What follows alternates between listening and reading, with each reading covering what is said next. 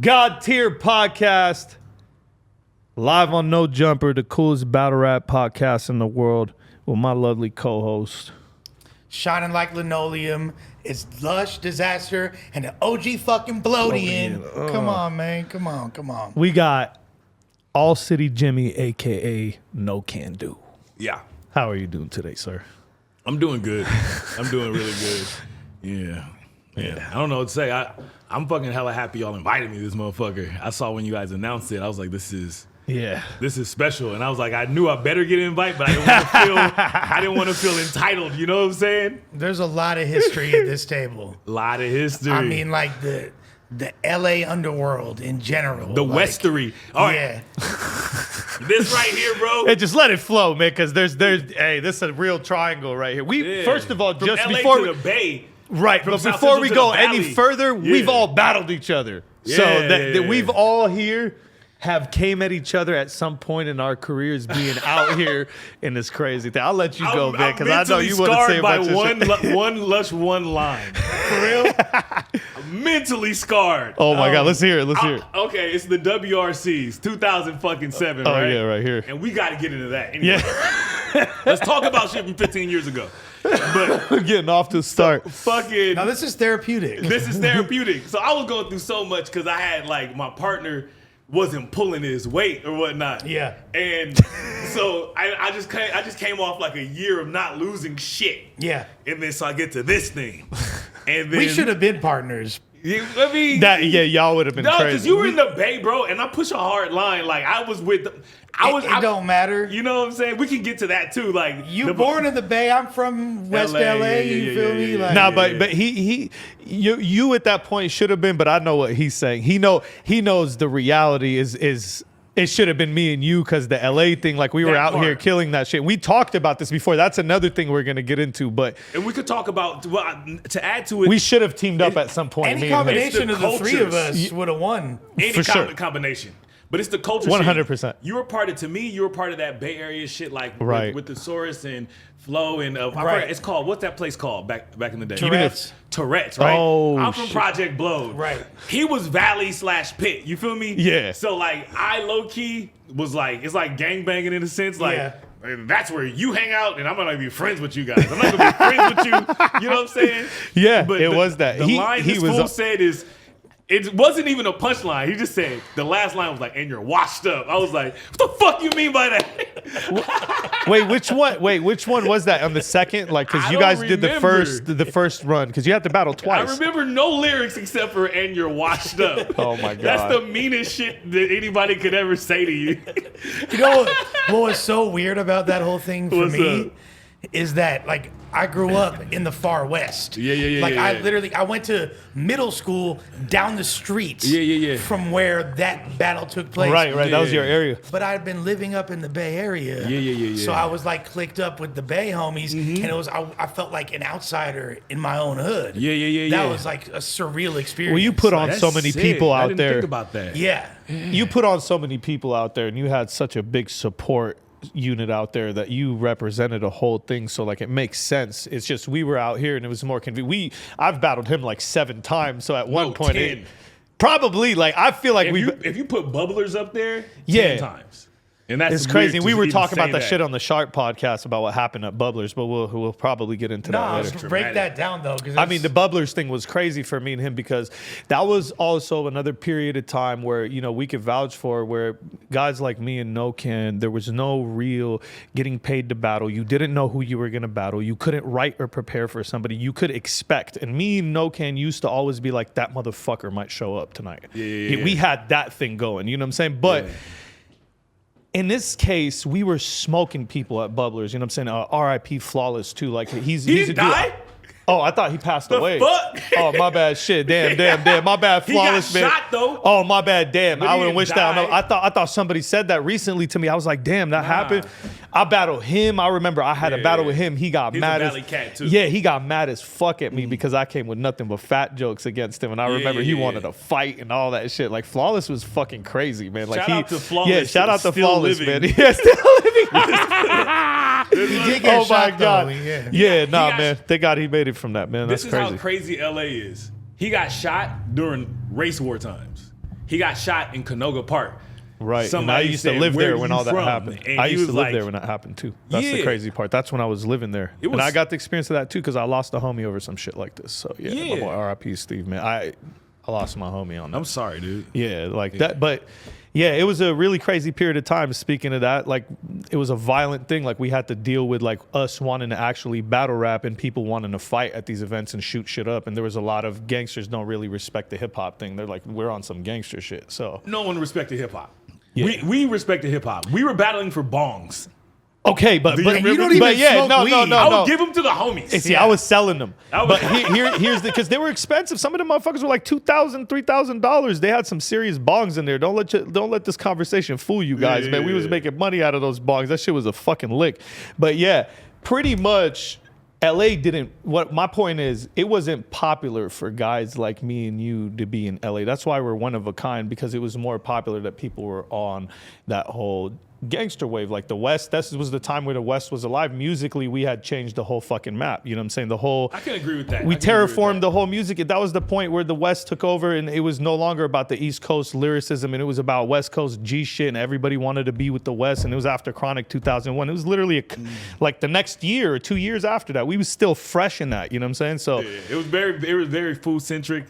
Because we started blood-centric. Yeah, and we started battling and probably like, I don't know, when was the first time you think me and you ran into each other? Because I can't even recall it. This is how long we've been doing this. I just want to paint the picture of Bubblers before we go into please, me and you. Please. We only have an hour. I want to hear your perspective because I've heard. No, we got a little bit more. No, come on, go ahead. Yeah. Because look, Diz has grown. Okay, we all have grown, but Diz grew a lot. He was a different guy. Diz was he's still double time rap motherfucker, right? But he has control and pacing. This motherfucker was like, to me, like he was just like Arabian Bone Thugs in Harmony. For real. And he had the braids too. He had the braids.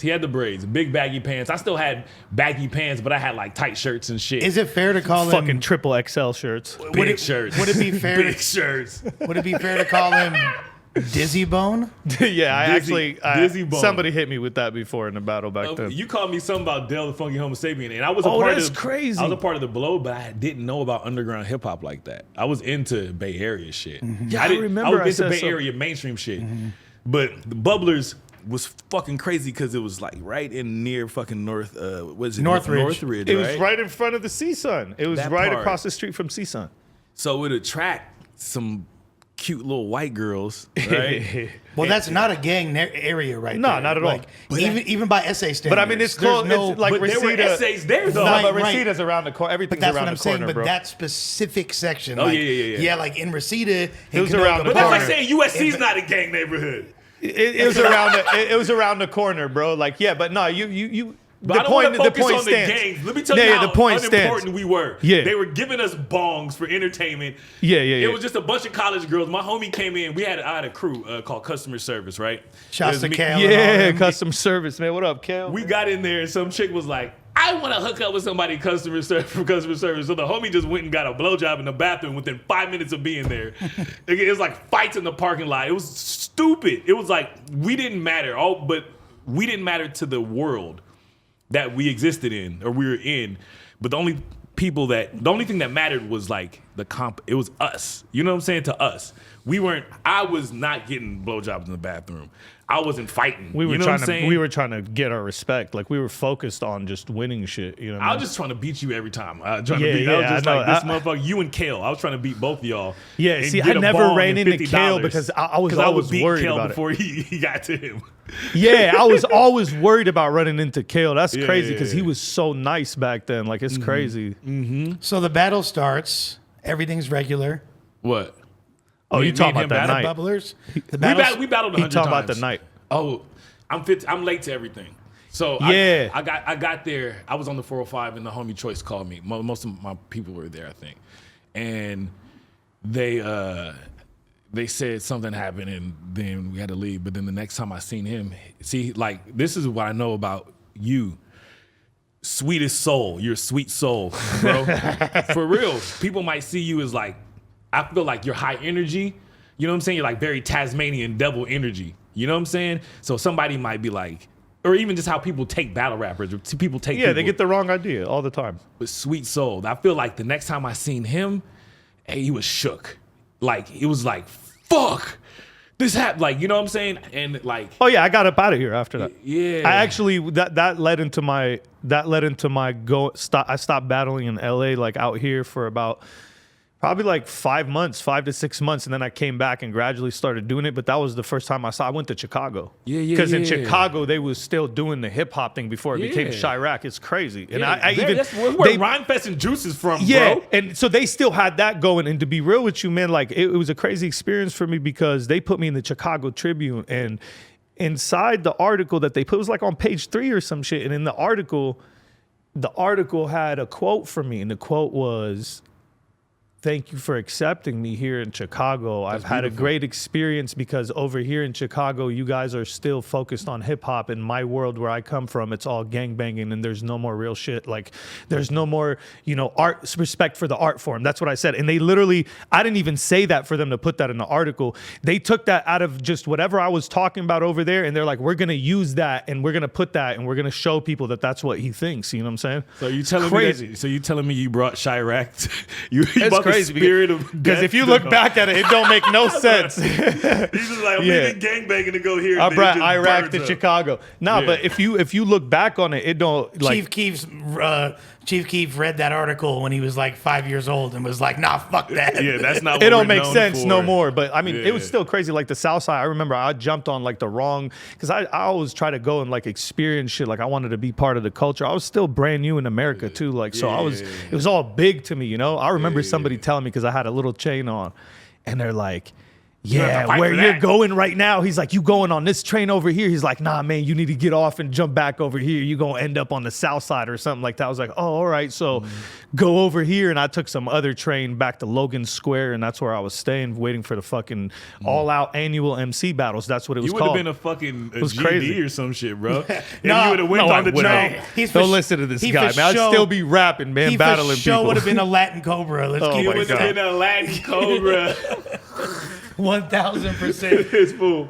No, but that night of Bubblers was just one of the many nights that gives you an example of what we had to deal with coming up battling in LA, and why it's different from coming up battling in other places. Is we had to get around these roadblocks. There was always crazy shit that was distracting Somebody us. got and- shot at the Blowed. Yeah. Every house party that I went That's to another thing. as a kid, which would, you know what I'm saying, I'm there trying to like dance with a chick, drink hella Coronas, Yep. and maybe freestyle in the backyard. and everything's going or perfect. in the bathroom. You know what I'm saying? And and it's so funny because I have friends that are they do the gangbang shit. And like later on, I found out like, they told me like, yeah, we would just like to fuck up parties. That like how I wanted to drink Coronas and freestyle and fill on a booty. These motherfuckers would like, we just come in to start problems. It's like you've seen House Party. It's like there's The full force. yeah, this kid in play, and then there's full force. Yeah. Kick your fucking ass. That part, Like, yeah. Which one were you? I was for sure kid in play. You was kid and play. For sure. Yeah. But not immune to, if it jump off, I'm going to get in my full force bag. Yeah. We was just talking about this though. They used to shoot up every single house party when we were trying to just rap. Like it got to a point where, out in the valley, we couldn't even have no more house parties. The Ghetto Bird would chop it up after 10 people max, like show up front. They just chop it up because every single house party, and we'd be ciphering, and then somebody would get shot. We'd be like, "Oh man, tonight's an amazing night. We about to have so much fun." Somebody would get shot. I don't think people realize that It was crazy. in the 90s and early 2000s, the valley was Oh, super bro. turned up. We like lost a bunch of homies everything there, was bro. turned up, It, man. it, it It's was, not even- but people like give this connotation to the valley, like it's not about that action. But Pacoima, Van Nuys. I lived on Lanark for a Panorama while, so I know. North Hollywood. Those are active gang areas, and Yeah. all kinds of shit was popping off back then. That's to give credit to like the West period. Like if you look at like news clips in the 80s, like because of gangster rap and because of like the eye on like black people and the eye on like immigration, they focused on they focus on black and Latin like gangsterism or whatnot. Crash Unit. But not the media. Yeah. the narrative around the world is you're an Italian guy, right? You're from the West Side, right?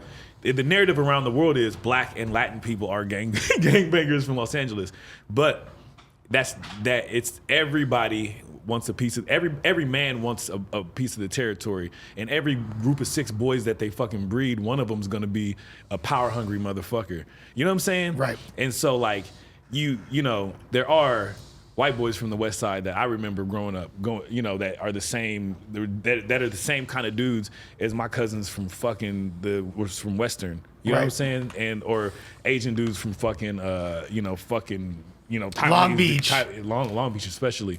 So like that's why the politics for art and battle rap is inescapable, because on all sides of the city, like I feel like we're in a militarized mindset. You know what I'm saying? Right. And the military don't really give a fuck about art and science until they can Weaponize it. Weaponize it, exactly. You know what I'm saying? It's like, oh, you learn how to split an atom and you can fucking charge the world for a year? No, I'm gonna use that to bomb somebody. And so I feel like cats like us, we had to kind of put up with that. It kind of made us tougher. It made us smarter, and we all figured out how to. Honestly, bro, myself personally, I figured out how to be a rapper and a battle rapper and an artist and all this shit, and in that world, and never be a tool to any of that world, and it never, you know what I'm saying? Well, I learned to be all around all of it and be like, all right, cool, like, I'm not part of shit. so that's kind of what, to me, always defined you, is you're an individual, and you're very difficult for people to just like put their finger on. You can't define, oh, he's this type of individual, but you're actually way different. You don't fit inside boxes. I'm curious, like, as far as the origins before the All City Jimmy incarnation, when you were, NoCanDo, what did you jump into making music or battling first? What's like the beginning of the legacy? Where does it start? Okay. I wrote this down. I knew you were gonna ask me that. No, basically, look, I got expelled from Culver City High in 9th grade, and I was a smart kid, so I skipped a year. So I was. Ooh, I have the same kind of thing. I didn't skip a year because I was smart though. I'm not even gonna take credit. Nah. You did that because of that. I did that because I came from Lebanon, and because the curriculum is different. I lost 6. I never went to 6th grade. I went from 5th to 7th. But we already know. I never went to 6th grade. First time I sat down with you, you was talking about how many stars are in that side of the sky. We know the kind of shit you on. But so 6,333,000. Like it's a bad thing. But yeah, it's a good thing. But so that's why we sitting at this table, to be totally honest. So you got expelled from Culver. Yeah, so you got expelled. I moved to Fairfield, California. I hated music. My grandmother was one of those like very conservative Black. She was a teacher and everything. She put me in fucking piano for hella long, and put me in the ironic part, put me in guitar and shit like that. And I wanted to play baseball and collect comic books and play Street Fighter. Like that's all I cared about. Baseball was fun because my homies were doing it, but then comic books and Street Fighter or like fighting games is all I really cared about. So long story short, I got in trouble at school. They sent me up north with my dad and my grandfather. My fucking dad, so I go up there to live. I get kicked out of Culver, then I go to Crenshaw a little bit because they couldn't put me in continuation. Then the summer, I was going up to Fairfield every summer in my life anyway. But I go up there that summer, and then they put me in fucking this school called, I forgot what it's called, but it's across the street from the Solano County Prison. Okay. Which is the gnarliest shit ever. We fucking smoking cigarettes with our teachers. The fucking, we were piss testing everybody like once a week and shit, and we, whatever. But then basically I go to that school, and I'm there for half the year, like until December, right? December, my dad says I got cancer, he gets cancer, right? So fucking by March, by this time, you know what I'm saying, from December to March. Your senior year? No, this is my fucking 10th grade year. Okay. So I'm 14 at the time. March hits, he passes away. The whole time though, he moves in my grandfather's house. That's where I'm staying.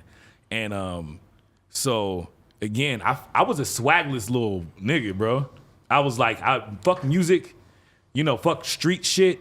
I didn't really care. all I cared about was comic books and shit, But But the whole time that's happening, like I'm feeding them morphine every night at night, right? Damn. For fucking December, giving spoonfuls of morphine and shit. We're staying in the same room.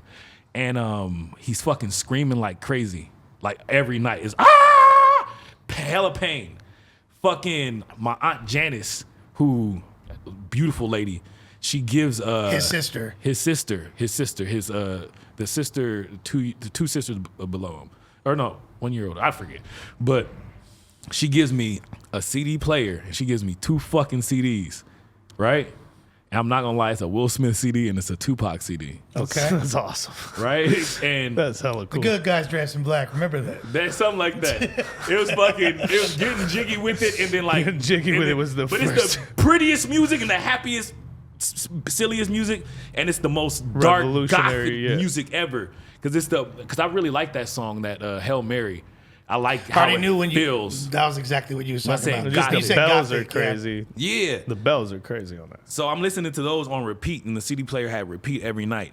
My father passes away, and then I start. It's a basic story. Like my father passes away, and so I start hanging out with like the kids that are on this little street, and it's a suburban street, but it's Fairfield still. See, for those that don't know, Fairfield's right next to Vallejo. Yeah. It's in between Vallejo and Sacramento, and it's like, it's actually, especially right now, it's super hood. Like, there's parts of it that are pretty active. Like, And it's one of those cities though, like, you know, when people leave the hood, they go there. So it's like a bunch of kids from Richmond, a bunch of Norteños. Basically, I was hanging out with Carlos Cox, Ricardo Cox, Alex, Jamar, Ryan, all my homies from that area.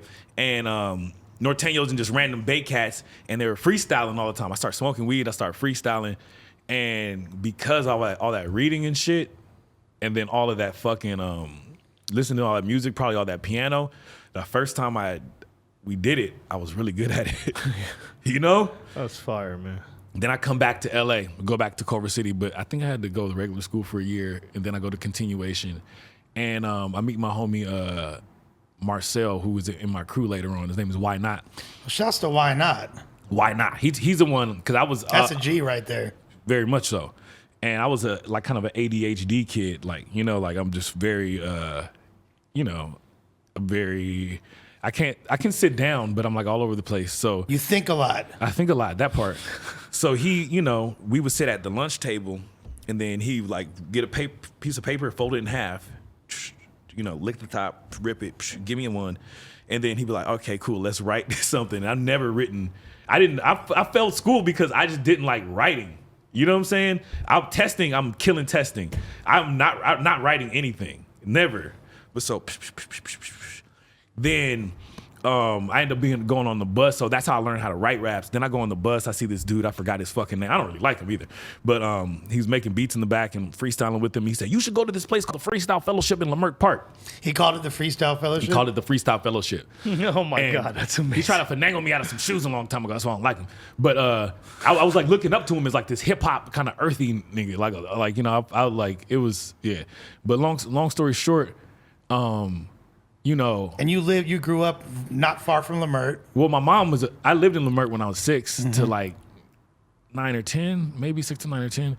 My mom's a ballet dancer from Leimert too. So again, that's another reason why I fucking looked at music like, fuck music, you know, because there's the dude that lived next door to me was like a famous drummer, you know what I'm saying? And right. like the fucking, all these great, like the people that my mom danced with, like fucking, you know, choreographer Beyonce now, and like, you know. No, I could super relate to that because I'm 4 generations deep in entertainment and the arts. Yeah. And when I was a kid, all I wanted to do was play ice hockey and baseball, and like I was like, nah, this shit is lame. I'm gonna be an army soldier. Fuck that. Yeah. Like that shit. Like so, no, I could. And a lot of people might not know, like, Leimert Park is an epicenter of all different kinds of culture. You know what I mean? Like, let's talk about jazz culture. Let's talk about you know, fucking. I think is most known for jazz for sure. And then it's like the Afro centric area. L.A. doesn't smell really like have incense. Smell like incense. Smells like sage. You know, Palo Santo and all that. That part. You know, you can get your nose pierced with a fucking brass hole. You know what I'm saying? And a brass thing. Spike. Yeah, whatever the fuck. But so anyway, long story short, I ended up going to Leimert. I go there for the first time, and really after that Fairfield shit, how Fairfield was, it's just fucking, you know, or the Bay is Well, break down for people what was referred to as the Freestyle Fellowship. The freestyle, which is really, he was talking about Project Blowed. And what is that for those that don't know? The Project Blowed is an open mic that that I guess was popping from like it comes from like the Good Life Cafe that was on Crenshaw, but basically everything that was like rap and indie and cool in LA came from there. So you would say Far Side came from there. You would say fucking what's those motherfuckers' name? Dude, that sounds so Black Eyed Peas. Black Eyed Peas spent time there. But everything that's like alternative, but you could say Snoop spent time there. You could say Game spent time there. M came through there. Like it's really the hub of rap in LA and rap performance shit. It's not some industry shit. It's just like, oh, this is where we go. It's like CBGB or some shit. This is where we go, and this is where we just sign a list, we perform our new song. The epicenter of styles in Los Angeles. Oh, for rap sure. styles. For sure. I used to get killed when I go over there. But that's a lot of the story of a lot of rappers outside of the Blowed. And it's because, nowadays people say there's gas in the room or whatnot, but it's not about gas in the room. It's the whole thing, like what the Blowed was doing. I think it builds tenacity. You know what I'm saying? It's like you're supposed to get killed when you come here. Yeah, there was kind of that thing where you have to prove yourself, and you're not going to just walk in here and walk all over people. You know what I mean? It definitely was. They'll tell you to get up off the mic if you get off the mic. But also, and the reason really is the thing is they really respect like when you are like you express yourself in a way that only you can express yourself. That's why the Blow you can say there's not, even though there's a, it's on some jazz shit, so niggas is very like staccato and shit, but it's there. Yeah, that's crazy. But there's people that are super slow and there's people that aren't staccato. It's about you expressing yourself the way that you express yourself. Word, I see what if I catch you sounding like at the time you might sound like Busy Bone. Yeah. But let me get back to developments in Dizaster. Now let's take it watching you develop, because I'm pretty sure when you used to go to the Blowed, right? You still maybe sounded like where was it the first time? It was before it moved. It's always been in the same place. I went there one time before it was where it was, I think. Or am I tripping? It's been 43rd in Leimert. Never. I was outside. That's like saying the Statue of Liberty move.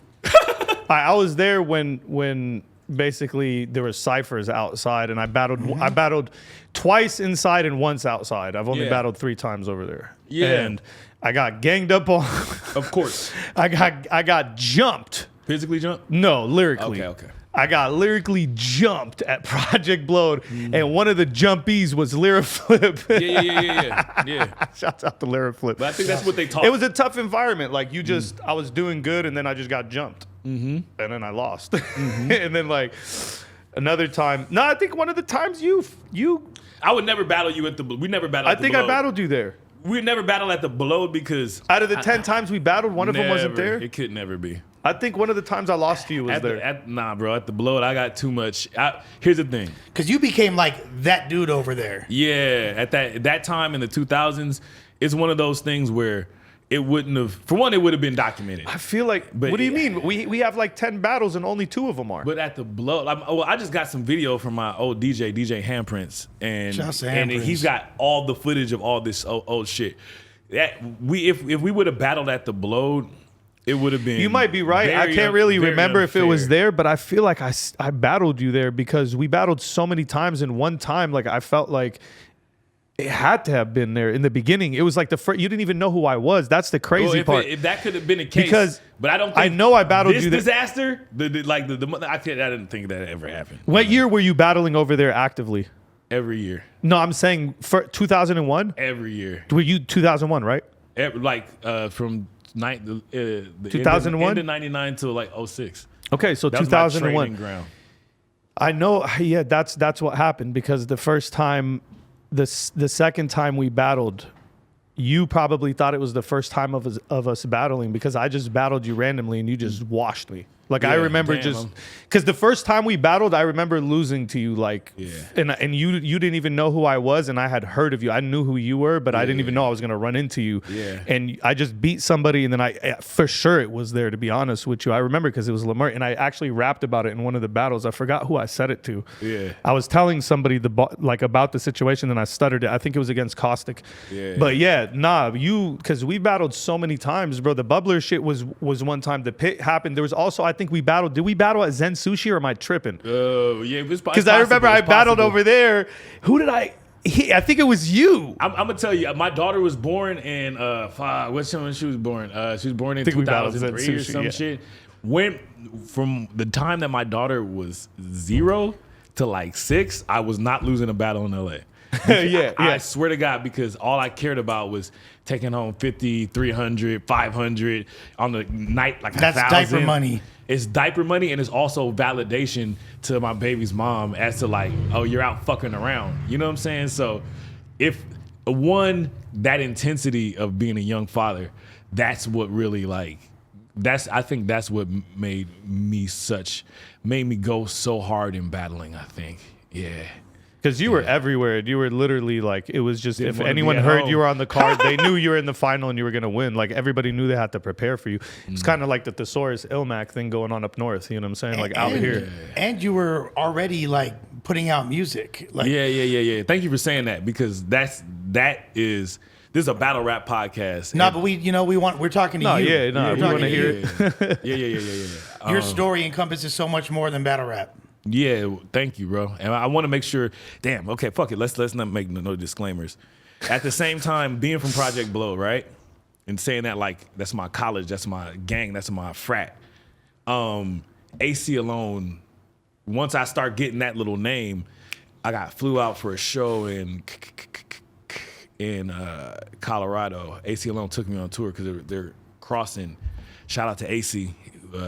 Shouts to AC. Yeah. Shout out to AC alone. Yeah. And Micah, Abby, all of them. Yeah. Yeah, I was just chopping it up with Abby. Yeah, Abby's super solid dude. All the Blow dudes are, Fact. They're special guys. 100%. LA Cool is a fucking general. But it's our dog right there. I fucking it was in our culture to make EPs and tapes and have a box of them under your shoulder, right? Or in your arm. And I had my first EP at the time. Was that the Impatient? Impatient. That shit is a motherfucking masterpiece. You think so? Do I think so? He sounds pretty serious. Do I think so? Yeah. And it's crazy because like I know that you tend to minimize it when I talk to you about it. Yeah.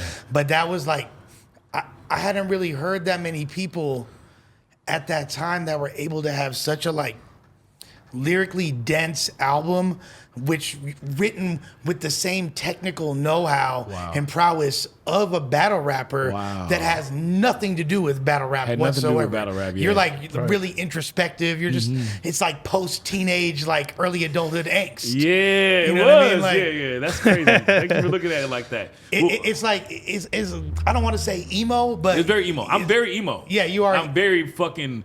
I have to hike fucking 5 times a week to fucking feel good. But you know, you're also from Western in the 50s. You feel me? We're all on No Jumper, and it's so funny. I'm from 57th and Western. You know what neighborhood that is? 5-5. That's 5-5. Yeah. And Crip Mac is one of those people there too. Yep. And so like it's so funny that to be from that neighborhood and not feel and look like that, none of that shit, Was that kind of like what was it like? Was there pressure like to like from the set, or like what was your relationship like to my dad was from the Bay. Every summer that I left, a friend that I played with, I came back and he's from the neighborhood, right?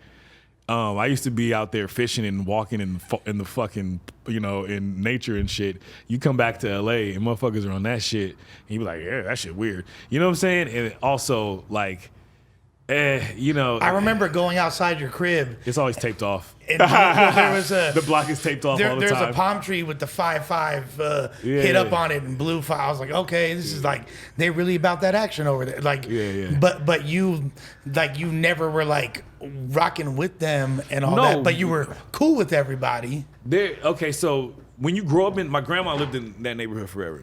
when you grow up there, like let's say you're 5, 6, 7, 8, 9, 10, right? And you know, there's dudes that are from that neighborhood that are reputable dudes that like we fought when we were 6. You know what I'm saying? Like you got your stripes early. Well, no, it's not about stripes. I remember fucking. No, I'm just joking. You know when you fight as a little kid and it gets crazy, you hit somebody with a stick, you know? And so like, oh my God. So like, I want to say that like, into like the mid 2000s, until new kids start showing up, I was free to be me. You know everybody in the hood. Yeah, well, everybody on that street, right? You know what I'm saying, and I believe so, or my family did, and you know, and to be totally honest, if I'm not mistaken, that shit started like a lot of those dudes. They're older guys, a little bit older than me. They were KWSs, right? They were. I remember they were tag bangers. Yeah, so I remember going over to rap with and this is like the cusp when a lot of people I didn't know start coming around there. I remember going over there, and the older dude, his name is Marcel. A short, light-skinned dude, had like 2 long braids. I think they called him Smurf or some shit like that. I was over there with the younger dudes, right? And this is when 50 Cent was out, right? And I'm rapping Real Project Bloody. And, you know, and the younger dudes is like, all like trying to, you know, they making fun of me, like, you know what I'm saying? And, you know, the older dudes was like, no, nigga, that's how you supposed to rap, bro. And it's like really has to do with like some regional shit. You know what I'm saying? And when you talk about like West Coast shit, every person that I know that's a West Coast like street dude, hood dude, niggas love the wake up show in jail. You know what I'm saying? Niggas love all that weird shit, and everything else that came along is you know, all the styles that even like gangster styles that are forced on motherfuckers. That's due to fucking media and all that shit. But the streets don't sound the actual streets don't sound like what people think they are. Never to the point where don't look like they think they are too. Like if you have to go deep into South Central LA, and you'll hear certain rap styles that don't exist anywhere else, and a lot of them are super intellectual and super like and even storytellers like too. Storytelling shit, yeah. And even like the off kilter delivery, like when people were like so shocked when they heard Blueface. Yeah, I was thinking you was but thinking there's so many styles like that throughout the streets of LA. That's very Californian, right? Very Californian. Like you gotta think about E40s. You gotta think about Sugar Free. Yeah, we still the originators of styles, teaspoon, bro. iodine. Yep. Period. Everybody's an originator of style, but I feel like California, just the mindset of a California is like, do what the fuck you want. You know what I'm saying? And that's why like so much tech comes out of California. That's why so many like weird things come from here, is because skateboarding, even how they flip skateboarding, right. You know? Like exactly. So like I think that like, you know, I don't know what the fuck I'm ranting about. I'm in that shit. I don't talk about that shit. No, I feel you though. It's really interesting. But then how did you find that balance between the making music side of things and battle rap, and then not really converging them? You know what I mean? I co-founded this thing called Low End Theory, which is basically where all you hipsters originated. Every single last one of y'all. It changed. God. That also changed the sound of production in America, in Western music, in electronic music. You know, so Flying Lotus, Anderson .Paak, Tyler Creator, but you know, No Such Thing. All these amazing dudes, Thundercat, all crazy these guys. talent. So basically, right when that was happening, I was signed to a label that was connected to that shit. Right when that was happening, I noticed this crazy thing. Y'all start taking away the beats from the rap, and the beat makers stop putting rap on the beats. That's crazy, right? Yeah, that's a fact. I'm in both of these worlds at the same time. Yeah, that's crazy. And I wasn't really into it because at least the battle rap that I fell in love with was over beats, right? Beats, you were, yeah. And then the rap music I fell in love with had fucking, it had funk, bars and shit like that. So I think the thing that helped me balance it is, now this is gonna sound crazy, is going back to my Aunt Janice and those 2 records that she gave me, and also like the rock music that I really liked at the time, like the post grunge shit like that. It helped me kind of, and I'll give a shot to my baby's mom too. She always was, bringing in like rap record, like she was always like into rap music, like mainstream rap, and she, you know, I was forced in my house to listen to Rick Ross and Drake and Jeezy and everything that came out as it came out, because she always was, you know, on to whatever's popping. Right. I'm always gonna be listening to some fucking rock or some indie rock or some jazz shit or some, you know, all that shit.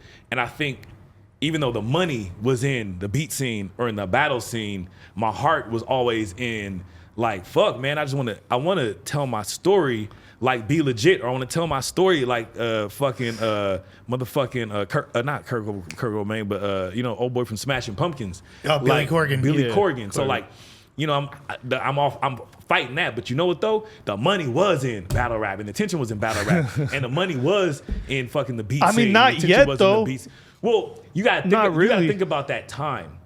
And my rent in LA is $800. He's talking about 2009.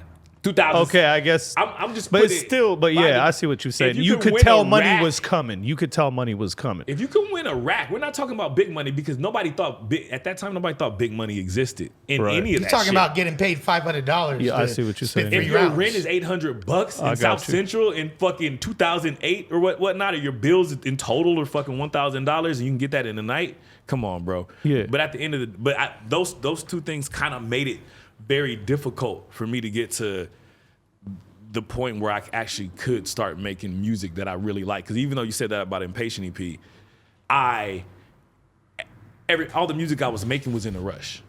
Everything was like, all right, cool, I'm on a fucking train on the way to fucking Santa Barbara. I'm gonna fucking write all these lyrics. I'm gonna record all this in one day. Oh, I gotta go to the battle. I'm gonna go do this. I gotta go do this. I got the kids. I got this and this.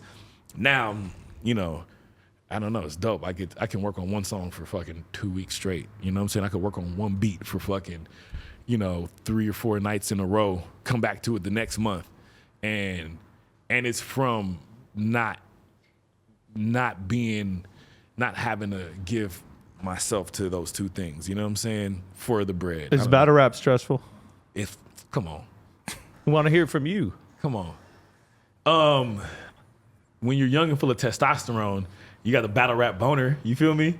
It's not different. It's not stressful. Yeah, it's different. But I think battle rap became stressful when under the weight of the legacy. No, was that part of it?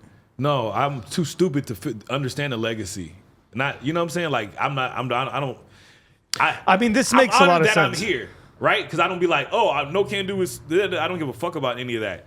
It was stressful for me, balancing all that shit to be doing. I had a label. I had Low End Theory. I had my own music. I had a wife and kids, and had battle rap, and I cared about them all a lot. You know what I'm saying? Right. That's when battle rap became stressful, because I don't like losing.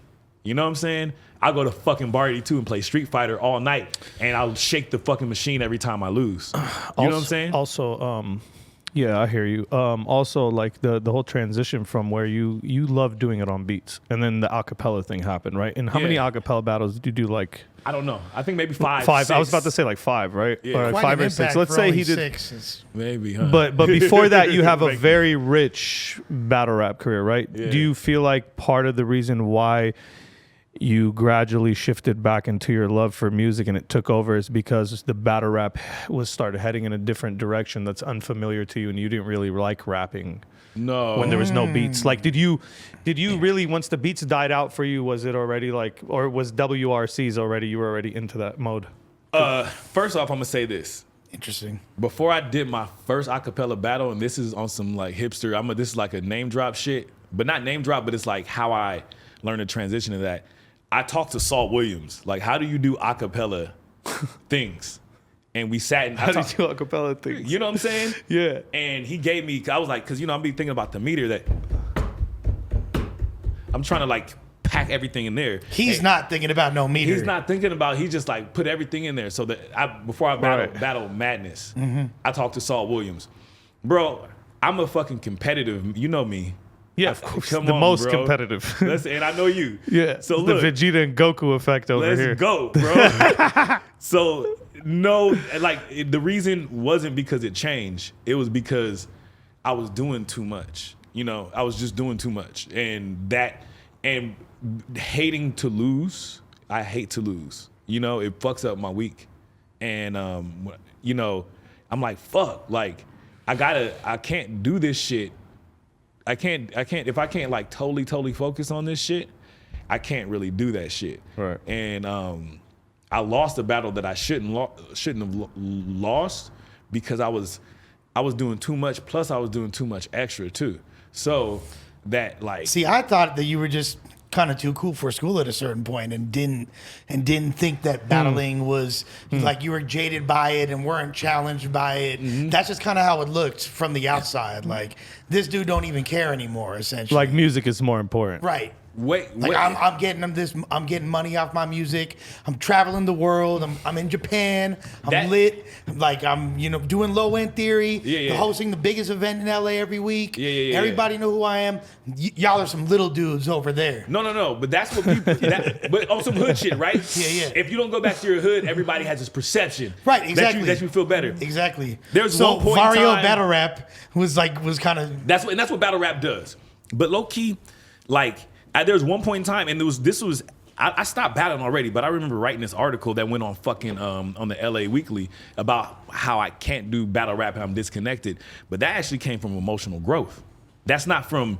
It ain't no like I would never look down on you. I would never look down on you. I would never look down on another man. But you guys were peasants. Stupid. Nah. The thing for me is that, homie, the older that I got, the more sensitive I got. You know what I'm saying? And the more I learned, like, okay, like I don't want nobody to talk to me like this. I don't want to talk to nobody like this. And I'm gonna be real. I come from a wild ass neighborhood. I got abuse in my fucking household. I got nigga. Shit ain't fucking right, bro. So I was good at battle rap because of demons. You know what I'm saying? And I think that a lot of people can say that they were. Absolutely. And so I'm not trying to play with those demons. I'm not trying to spend my time writing those spells. You feel me? And so the emotional part I feel like I got more emotionally intelligent because when you're a fucking young man full of testosterone, me and my friends used to kick each other for fun. Hold on, but I gotta stop you there, man, because at the end of the day, you saying that like you have to channel into this dark side, pretty much. Yeah. Well, no, I was living in the dark side. Okay. But the thing is, like, and especially for someone like you, I feel like some people don't like toxicity, Diz. No, calm down. Stupid. Calm down. It ain't even about toxicity. Watch. Here's the thing with you. You are able to translate it into something positive. I've seen you do it. Mm-hmm. You are one of the guys that used to come around into these environments because even though Project Blowed was in a more hood area, our events were fucking banged the fuck out for real. And you used to come in there. Yeah. And you used to not come in there and be toxic, bro. You weren't toxic at all. You actually were giving people that side that people should hear. Yeah. And this is why I had to stop you. And I'm not trying to put you on the spot, but you have the ability even now to provide, because battle rap is not a place where you could only be negative, but there's people like B-Dot, there's people like Emerson Kennedy, there's people out there that actually put forward that message, bro, and your voice is actually needed. So in my opinion, you know what I'm saying, I disagree with that, but I respect what you're saying as far as your personal demons. I get that. I'm not trying to take that from you. But that's a really good point, though. It's a good point, but look, homie, you can't be really woke and be a battle rapper. It's like trying to be a cop and be nonviolent. I mean, you know what I'm saying? Like once you take that up. And so like, and this is where we gonna argue, but I love you like a motherfucking brother, so I'm not tripping. But like, no, it's good. Like, it's good. No, we talk about shit like this anyways on the regular. When I came to the pit, I was there with a fucking pimp and a prostitute and a fucking tag banger, bro. That was toxic. You feel me? Okay, so, I get that. So your surroundings were toxic. No, I was toxic. Like, you know what I'm saying? So like, I might come in on some like, I'm woke. No, I am not. You feel me? I never thought of you as woke, by the way. It wasn't a woke thing. That's the funny thing. It wasn't even a woke thing. I don't think of NoCan as like a he didn't do that. Artist. Okay, that's what I thought he was saying. He didn't even do that. It was the way he would smoke Camel red lights. You feel me? Like drink big tall boys. It was the Christmas presents, Smith and Wessons. Right, no, I understand that. It wasn't even a woke thing. It was the way he was putting it together. It was clever. It's But what I'm look, trying to say is there's a positive aspect to it, and I get that you were tapping into your demons back then. being We're not taking intelligent, that from you. being intellectual, and being woke are not mutually exclusive, and I think that's Oh, for something sure. that people don't misperceive, and especially because your style's outside the box. I totally agree with what Diz is saying. You don't. I agree with you saying someone too. doesn't need. You don't need. I mean, to- people have to be proved it. It's not toxic. like I'm actually, No, you no, know, no. I'm saying I hypothesizing. agree. There's people that embody that today. But for you, it makes sense that like it was becoming a source. It wasn't fun anymore, essentially. No, Cam. We got Christian rappers today with very, very successful careers in battle rap. You know what I'm saying? Shouts out to A-Ward, shouts out to Loso, shouts out to Saga, shouts Street out to hymns. Street Hymns. You know what I'm saying? Like these guys have actually showed that, like, and they don't even waver from their Christian shit. And people will tell them every battle all types of messed up shit about their faith, and they still stay positive, and they are popular. Yeah, They're yeah, killing yeah. it. I'd say though, they're successful. Again, Christianity. That's just an example. Christianity and being woke. I know there's is not mutually exclusive It's not either. the same. I just either. want to let you know that I'm not personally, because I It's know just an example. battle. If you start talking shit about anime, I'm gonna have your same tone. You feel me? Like, so battle rap, that's your baby, right? So I'm not talking shit about battle rap. I'm just talking about, bro. For you, I'm talking about my No, we get it. mental and emotional health, yeah. and what I really wasn't able to maintain at that point in time. And it's because life was kind of wild for me, and so I was going through a lot of shit that made me sensitive. You feel me? And I could let a man call me a bitch and say he'll fuck my wife and whoop-de-whoop-de-whoop when it's like nothing in my life has fucking made me doubt anything. After you get fucking jumped or some shit or fucking shot at, after you fucking go have like marriage infidelity shit, after you have fucking real fucking have to go to court for some crazy shit and lose some shit you never thought you fucking had, all this shit, it's hard for me, even after bouncing back from all that shit, it's hard for me to look somebody in the eyes and say, man, you're a bitch. Or look somebody in the eyes and say, I'll fuck your wife. Because I know how to fuck your wife and I know how to beat you up. Nah, he got real there for a moment too. Like I seen you tap into some shit, man. Hey, I respect it. I do. I get where you're coming from. I feel like, well, here's a better question. Do you feel like now, since we've seen you and by the way, I've been on a hike with this motherfucker. We went from battling to hiking together. You know what I'm saying? It was pretty fucking intense. But here's what I want to say. Here's what I want to say though. Do you feel like you're more mentally now in a better space and ready to actually do something if you were? I'm way more emotionally unstable than I ever have been. Oh my God. I fucking I'm gonna be so fucking honest and and emotionally sensitive. But what I do is I put on all you guys' battles. I taught myself in the last 3 years how to play guitar, right? And since the pandemic started, I put on all you guys' battles and I play to the patterns of everything. I practice for like 3 hours a day. Fire. You know what I'm saying? So to say that again, if that leads into will I ever battle? I'm gonna say like every other motherfucker says, if the bag's right, I'm gonna do it. But secondly, there's hope. Secondly, there's hope, ladies and gentlemen. Because we all got a price. But secondly, with the art of that shit, that there's something that there's like, when the room shakers, like that Holy Ghost feeling that you get from that shit, from a room shaker, or there's stuff that certain people are doing that I as a fucking artist, like, oh yeah, I want to synthesize that and re-engineer that and put that shit into my guitar. I want to put that feeling into my beats right now. I want to put that feeling into the way that I'm writing. So I'm with you guys neck and neck on everything.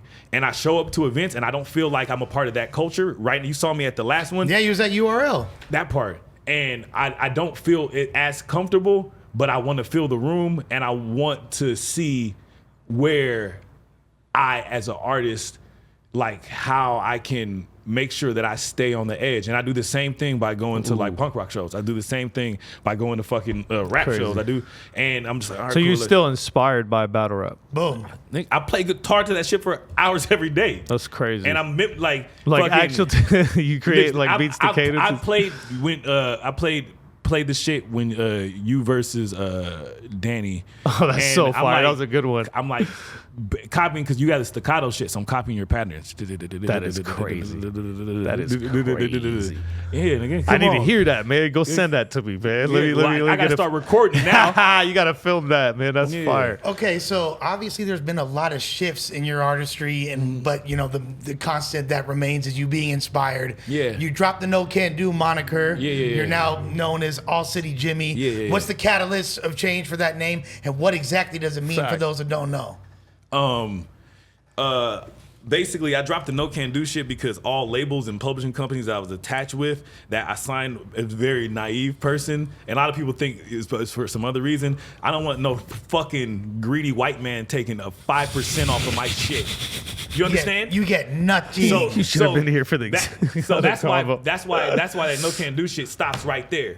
You can't. I took all my shit down. I love convinced one motherfucker to take it down. I baited him using my battle rapper tactics, baited him into making him think it was his idea to take something down that he owned. Oh I don't my want. God. I don't want him to get fucking 12 pennies off me a year. So Are you hearing this person, whoever you are? yeah, and you can eat a bowl of dicks and a bag of dicks and a fucking Oh my cornucopia God. of dicks. And so a cornucopia. That's why he's always been like a crazy lyricist. His unique word fucking You know that. choices off the hook. Warm fallopia. ooh, they're so good, bro. But Here comes the rhyme. But so I lost a house in a foreclosure. So I ended up being displaced, right? Homeless. And I had friends in every part of the city. I lost my car, I lost everything. I was on a little fixie, you know, and I fucking and I was going through some other shit, some street shit at the same time. I was in a very emotional state, but I still had my studio in Burbank, you know, and I, you know, basically I had studio 3 times a week, but I was staying at this chick's house, this homie's house, this chick's house, and I'm biking to every place or busing to every place. But then when I get to the studio, since I'm on a bike most of the time, I wasn't writing. I was freestyling most of my shit. And when I was freestyling, I would refer to myself as All City Jimmy. So like my subconscious was writing it. So after I made 6 songs, referring to myself as that, then I'm like, oh shit, that's pretty dope. So That makes sense. You actually told me this too. On I the remember. hike. Yeah, exactly. Don't yeah, talk he about told. that Yeah. shit.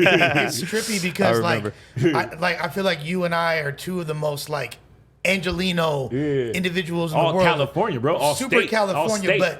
but we could talk for hours about the different nuances of being an Angelino, of growing up in Los Angeles, and then use our frame of reference from the Bay Area as well to kind of like tie it all together. But so I always attributed that name as to just you being All City because you have so much knowledge and experience in every nook and cranny. A lot of people that grow up in LA, they're confined to their area. There's South Central dudes, there's Long Beach dudes, there's West Compton Side dudes, dudes, Inglewood East Side dudes, dudes. West Side dudes, exactly.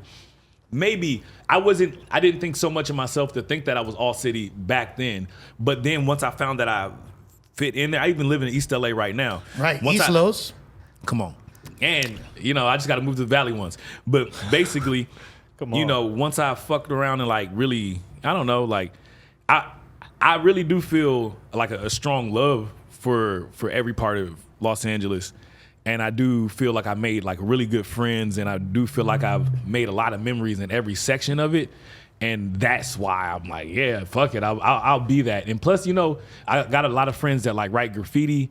And I took it as a graffiti thing, like yeah, and that to say you're All City, that means a lot. That means you are like a chalk ass motherfucker. Like, you know, like people know about you from fucking Long Beach to fucking the Valley to all that. So I'm kind of like taking that from my graffiti homies. from Norwalk to Pacoima. To Norwalk to Pacoima, that part, yeah.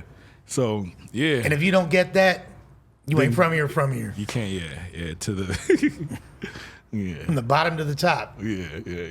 Yeah, that's all I gotta say. What's up? No, He's like, well, what's up? I want to hear about the hike, but one thing that we got this. This is funny. a lot of things that people don't talk about with you is you've done a lot of songwriting, not just for yourself, but other artists as well, well-known TV shows, all kinds of shit. Like, what did you employ some of your battle rap tactics to your writing process when referring to other artists? Of course. Songwriting is if I were to battle you, right?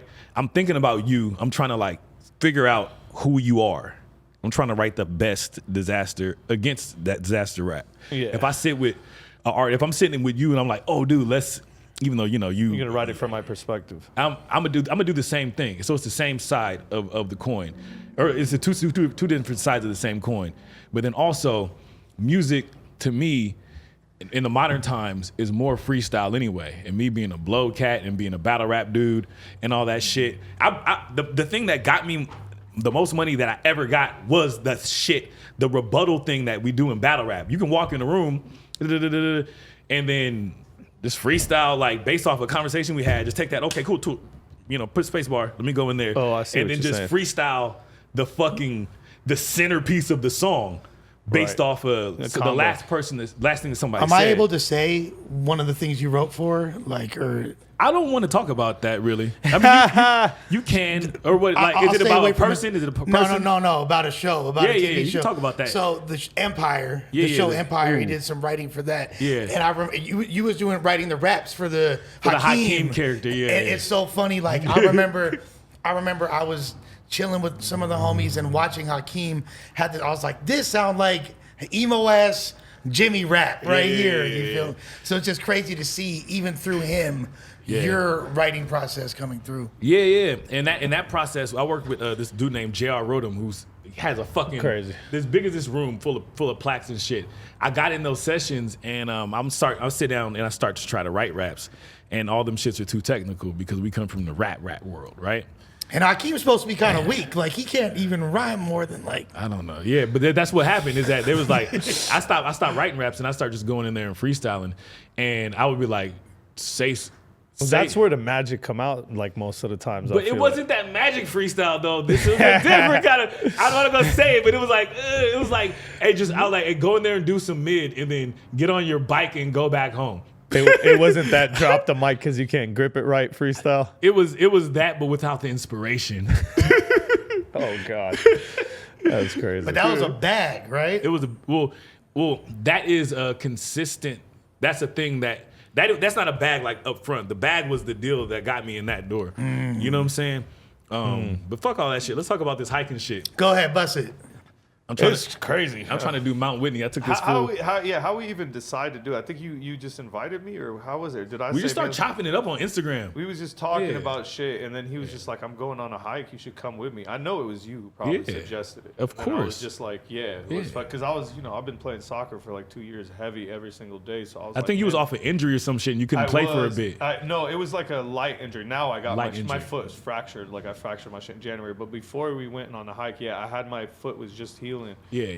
And then we went up and we took that long ass hike, man. We got a lot. We talked about a lot of shit. I mean, a lot of the things we covered right now too. Like, you know what I mean? It was nuts hearing about how you came up, because that was one of the things I wanted to know, how he came up with his name. You know what I mean? And he was explaining all that shit to me, and then he didn't believe me though. He didn't believe that you were no longer NoCan? Not longer NoCan, but he was like, did you do this to separate from the battle culture? And I'm like, nah, I felt like he just bro. wanted to kill his battle character off. You know what I mean? That's how I seen it. Because I mean, that's like killing my Project Blow character. But no, it's dope that you feel that way, because a lot of people do feel like how I'm saying. They do shit like that. They would change to separate from a battle character. I'm not going to put their names out there, but there has been people that have done that, or just try to move on from their career and no longer use the name that they used to go by. And I feel like there's a certain point in time where you made a more harsh, or no, not harsh, but a hard separation where you're like, I'm not fucking with battle rap. You wrote that article in LA Weekly, but now you're in like a different place with it, like, because you wouldn't be trying to go to battle rap events at that time. You wasn't trying to be even immersed in the culture in the slightest degree. And now I feel like you moved past that. And you're like, I remember that too, and I feel like that's why Lush brought that up to you in the beginning, because he remembered that when he said to you, like, is it because you were like, fuck the battle rap shit, I'm on some other shit? Like, we knew, because I remember that article. Like, I remember him like saying, it was a slap in the face of the culture for sure. It was, but like, I kind of, to be real with you, I forgot, but I kind of was mad at the article. You know what I'm saying? As a homie, but as a homie, as your homie, I wasn't. Like, I was like, I know you, I know your heart pretty well. But we didn't want to hear you say it. That's all. But like, hell yeah, that's I can see that. I can see why that's yeah. I can No, see why but it's Fools problematic.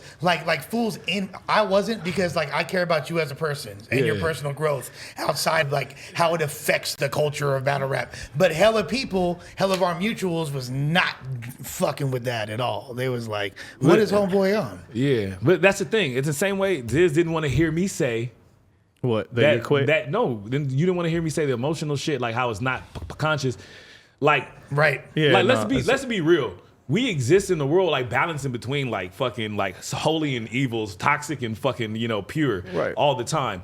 And if you choose to stay out of toxic spaces, that's gonna make you really like holy and light, but also a cornball and out of touch. You know what I'm saying? So it's balance, It's yeah. balance. And Yeah. in my life, I never had balance before. It's not even so much cornball and You know out what of I'm touch. saying? I'm all the way in. Hold on, no. Everything I do. Hold on, it's not so much cornball and out of touch, but it's keeping your sword sharp. You know what I'm Yeah, saying? yeah. Like if you will miss a step if you're not in it, but there is a toxicity thing, and I'm gonna give you that because I took my first fucking hiatus for the last like. And started a fucking business. Motherfucker. So like don't say shit about me. And I've definitely had less stress in my fucking life. Yeah. The toxicity is real, but But you know, we you got to walked learn how to away. balance it. I think that's the best thing that you said is learning how to balance it, is not being fully immersed in it or fully avoiding it, because Balance you know what I mean? is key, Yeah. and that's something we're all. But you walked away from it, and at a certain point, you were kind of like, "Wait a sec, I kind of like this shit still." Like, Yeah. there's something about it that's well, like you could take the man out battle rap, but you can't take battle rap. When- out when the did that man. happen? By the way. I get tears in my eyes when I go back to my old neighborhood. You know what I'm saying? I've had trauma in my old neighborhood, right? I get tears in my eyes when I go back. Same shit. And it's like same shit with battle rap. When I see all the rebuttals and all the this and this and that. And also I really like how battle rap is a self-sustaining world. Like battle rap doesn't need any out of touch rich old white dudes at all. to exist. You know what I'm saying? And that freedom that you get in those spaces, you feel me? It validates. I'm gonna say this, man. Like if you, it's like leaving my neighborhood or leaving battle rap or leaving Project Blowed, and you just put yourself in the world. You are nobody. You are whoever you are. One of those people. When I go back to Lamert, or when I go back to South Central, or when I go into battle rap and I see you and I get a smile and a handshake, it's validating to my existence. You know what I'm saying? And the work that I put in, and that shit feels really good to have that, and it feels really, but it would feel really bad for me to go into the mentality that it would take for me, because I'm addicted to get winning it, things. You know what I'm saying? Everything would go. Hey, you're competitive as hell. Hey, don't let me hold you guys, man. NoCanDo still feel like he'll whip anybody's ass in a battle. You know, there's Street Fighter right there. Yeah, I'm about to play it. Yeah. But like he's the real, like, out of anyone I've ever battled in my life, anyone I've ever faced throughout my whole 2 decades in this shit, I'm standing in front of the most competitive person, most competitive energy, repetitive, like returning energy that never gives up I've ever dealt with in my life. Unrelenting. Like, yeah. I mean, straight up, like it was just That's why always that mountain shit. I love that shit. Like, yeah, my I knee feel hurts, like- but I'm up here. Yeah, because you just want to conquer it every time you get out there, and I completely understand you on that aspect, man. That's pretty crazy, man. Our rivalry, I take the Goku and Vegeta shit. I love that shit. Yeah, you love that fucking analogy. I love because it's so fitting. So you're Goku. I don't know. Everybody wants to make me out to look like Vegeta just because I look and I'm angry and I look and sound like him. I'm Goku, motherfuckers. No, it's cool. We could both be Goku I got Vegeta. some Vegeta ass shoes on, so I'll be Vegeta. But so long story short, man, like You low-key are Vegeta. yeah, because I'm really evil on the inside, but I'm You're sweet. Vegeta. He comes off evil, but he's really fucking Yeah, sweet. I'm Goku, man. But Good looking out, man. No. But so, I'm glad this was finally clarified. yeah. That's a big deal. You funny, bro. Yo, hey, that's some funny ass shit. But this Dead is homies, I meant that. All right, thank you, bro. All our rivalry, I love that shit because you taught me a lot. I remember, I say that time from when my daughter was born to like when she was 6 or something like that. I was unbeatable. One scribble and all this shit, right? Maybe right before scribble. I remember battling you in the basement. Now this is crazy. I worked in Marina Del Rey, So we all went to Culver City. My homies got me a job in Marina Del Rey. We worked at a restaurant. A dude named Ryan O'Neal Spears. Shout out to him. He fucking moved to the Valley. He dated this girl named fucking Diana or Dana or some shit. Moved to the Valley, and he was like, bro, because I was cooking shit. And he was like, hey, this dude named Dizaster out here, he's cooking shit, in his own words. And I was like, this nigga can't fuck with me, bro. Like, I was Dizaster. I was like, I beat this nigga so many times. I don't fucking care. So, dude, and I came up, we went to the basement, which is like, this thing that was always happening in the Valley. And, that was a cakewalk for me all the time. I seen... He was like, Arabian Dizzy Bone. Why you keep calling me Bone? No, but this is how I first saw you. This nigga looked like an Armenian gangbanger with spiky hair.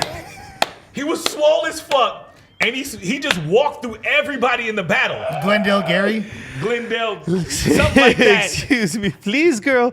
And so that's funny as shit, man. Me hating to lose, that made me get on my shit. Like, no, it's never gonna happen again. So the next time we battled was at the pit, right? And you were like me at the Project Blow back then. But hold on, before you get to the pit, it was crazy seeing you there because I didn't know I was gonna see you. Dumbfounded was there too, and he didn't know he was gonna see me. And I remember when I seen Dumbfounded, you were like way up there. Yeah. And I seen Dumbfounded, and Dumbfounded said, "Oh shit, it's this guy." Yeah, that sounds like him. Oh shit, it's this guy. Basically, I was like, "Yeah, what you think I wasn't gonna show up to this shit?" Damn, I was literally that's man.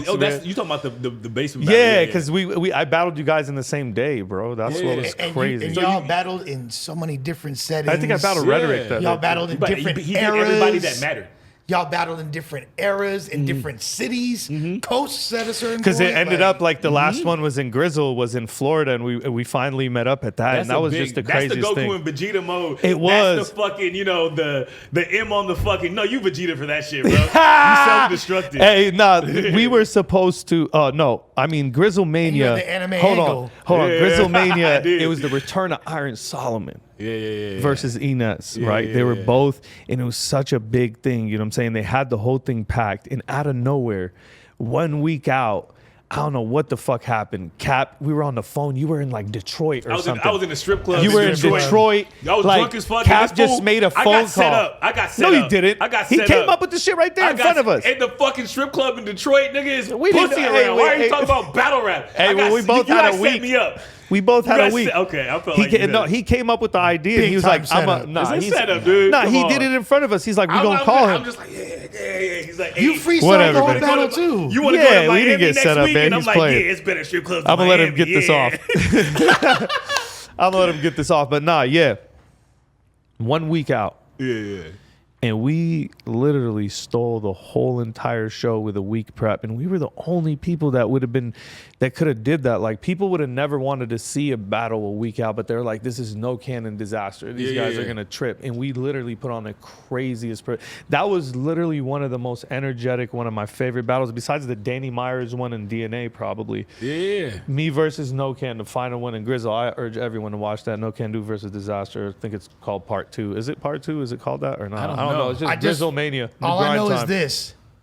Crazy. If you're Goku and you're Vegeta, then I'm motherfucking Frieza. You're Frieza? Come no, on. you're not, bro. Come on, I'm Frieza. All right. Nah, you like Master Roshi. I'm Master Hey, Roshi. do you still? I see you as like the P Diddy of battle rap, or one of those kind of guys, you know? Take that. Yeah, take that. And so I feel like, do you still feel like do you feel like a battler, or what do you feel like what do you feel like you are? You know, when you look in the mirror, when you see Lush One, what is that? I'm an artist. So you being interviewed I'm an right artist, now. and I transcend whatever my medium is or what my medium is. Okay. But what I say is this: is that in the same way you take aspects of battle rap and approach it to everything you do, from hiking to guitar to songwriting to your own music. I'm the same way. I'm a battler in my heart, and that's something that, like this, it ain't on me, it in me, and that's just so that's a part of my repertoire as a human being. But as far as you go, I'll go on record as saying, I know Dizaster will agree, there's not a single person that's so-called retired or sitting on the bench in the world of battle rap that I would like to see make a return than you. That's crazy. It's kind of, it's not just us, bro. Like you know, there's a huge group of people that feel the same way as us. You know what I mean? And this is not like to pressure you or anything, but it's kind of like something to consider. You're the homie you know regardless. Yeah, you're the homie regardless, but it's something to consider, you know, because you have such a big legacy and you have left an imprint on people. And that's like not that, coming from you know? Lush One. That's not coming from your homie. That's coming from the kid that got the Impatient EP and was blown away. And, you know, used to watch videos, look up NoCanDo battles, NoCanDo versus Franco, NoCanDo versus Dizaster, NoCanDo versus I Suppose, whatever. You feel me? Like, looked that up and was like, this is possibly the dopest freestyler of all time. Ultimate one game of the tapes. dopest. One of the dopest freestylers of all time. And I would like to see it.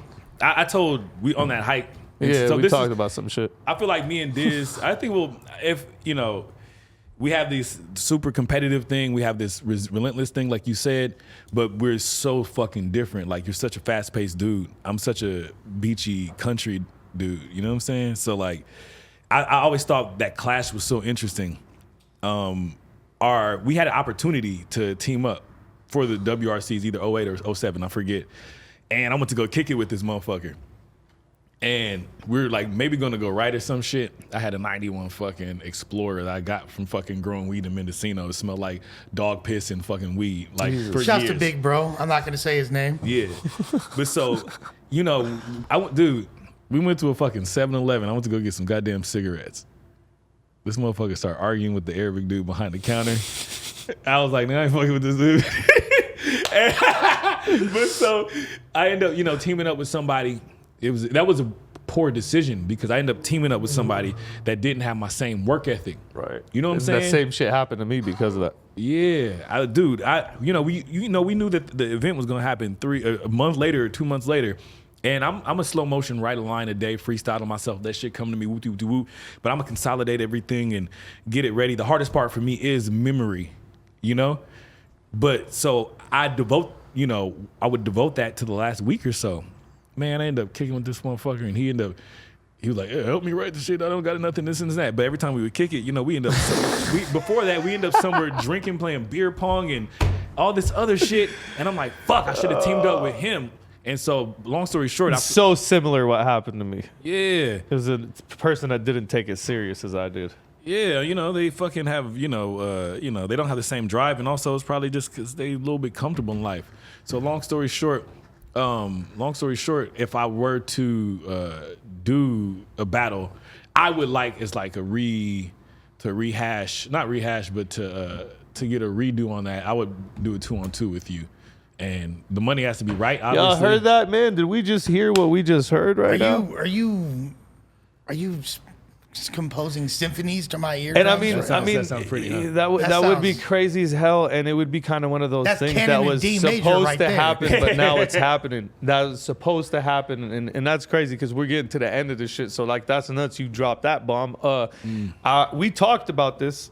I didn't really think that you would actually say this, but I do feel for the platform that we have created, for this type of environment that we have brought back, and the excitement and the way we're doing things, it would only work in this type of scenario. And if anything, that's a great idea that we need to put up there and revisit at some point, because I know you got your shit going on, we got our things going on. But this is definitely something to revisit, and maybe when we do some kind of 2-on-2 event, because I never even considered doing another one anytime soon, you know what I'm saying? But like, I would if we did it, you know what I'm saying? Like I would, you know what I'm saying? That would be really crazy. And just to see you coming back, I think it would be nostalgic, and it would wrap up a crazy ass era. You hosting me, NoCanDo do it 2-on-2. I think it would just kind of be like that. I already know who the op's finna be too. That would be like that would be like a full circle crazy event. Who would the ops be? Nah, we ain't gonna put the opponents out. We gotta think. We gotta think about a bunch of them. But yeah, there's only a few that make sense. But yeah, that's a really great idea, man. Well, shit, you heard it here, man. It's been a fucking incredible podcast today, man. Anything else we want to shout out? This is one of them ones we might need to have him come back. You want to put in some plugs? Anything you want to shout out?